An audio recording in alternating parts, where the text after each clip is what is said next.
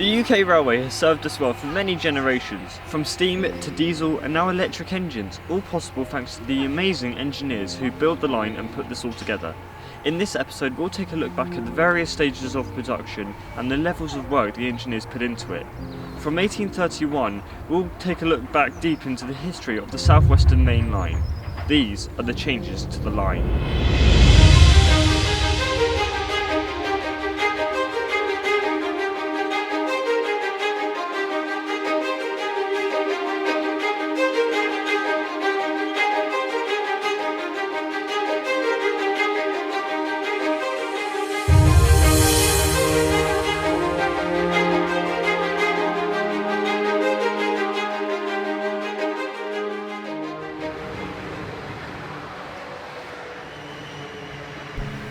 This line has some great history behind it, with many puzzle pieces joining together to create this one line which we now know. This brings us back to 1831, where several companies proposed to build a freight line from London to the coast near Southampton. In 1835, plans were introduced to create a Westward-Bristol line. However, this never came to be. This is why the Southampton route was not direct, as it adopted a compromise axis about 1/3 of the way down for the Bristol line. The plan was to first build a section from Nine Elms next to the Thames to Woking, which was completed on the 21st of May 1838. They continued to build the line between Winfield to Basingstoke, completed on the 10th of June 1839. At the same time, a line from Winchester to Southampton got built. Then they still had to build the last section connecting Basingstoke and Winchester. This last section was the most difficult on the route, with a long initial climb, necessitating earthworks to Lichfield Tunnel, and on a 10-mile descent to Winchester, which lies on the River Itchen.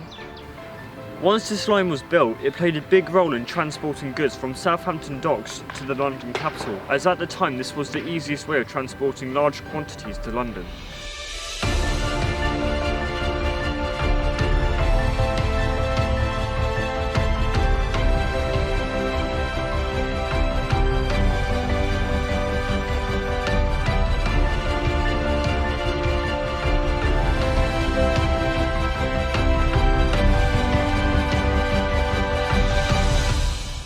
Since this line was such a success, a new railway was formed, the Southampton and Dorchester Railway.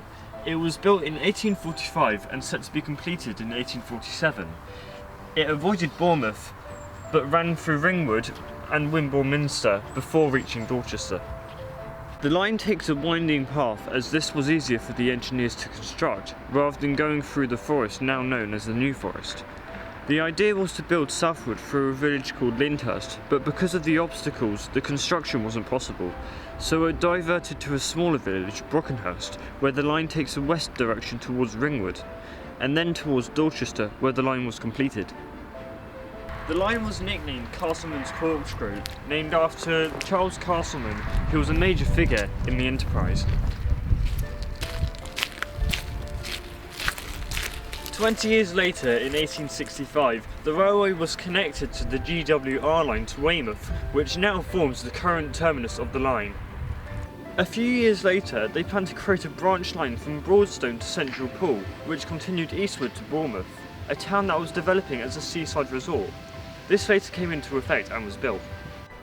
Later, from 1886 to 1888, a line was formed from Brockenhurst to Bournemouth, which created a new main line from London to Weymouth, which suspended the need of the Ringwood line.